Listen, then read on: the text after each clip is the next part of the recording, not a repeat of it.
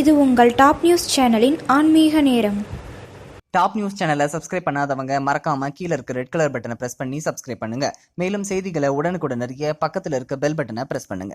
வாஸ்து சாஸ்திரங்களை பார்த்து வீட்டை அமைத்தாலும் அதில் பூஜை அறையும் வாஸ்து சாஸ்திரங்களின்படி அமைக்க வேண்டும் என்று ஜோதிட சாஸ்திரங்கள் கூறுகின்றன. இல்லை என்றால் வாழ்க்கையில் பல கஷ்டங்களையும் துன்பங்களையும் சந்திக்க நேரிடும். பூஜை அறையை எந்த திசையில் அமைத்தால் சிறந்தது என்பதை பற்றி நாம் இந்த பதிவில் காண்போம். தென்கிழக்கு, வடமேற்கு, தெற்கு நடுப்பகுதி, மேற்கு நடுப்பகுதி ஆகிய திசைகளில் மட்டுமே பூஜை அறைகளை அமைக்க வேண்டும்.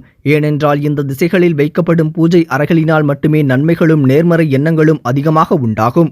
வடகிழக்கு, தென்மேற்கு ஆகிய திசைகளில் எந்த காரணத்தை கொண்டும் வீட்டின் பூஜை அறையை வைக்கக்கூடாது. அப்படி வைத்தால் வீட்டில் பல பிரச்சனைகளையும் சண்டை சச்சரவுகளையும் சந்திக்க நேரிடும்.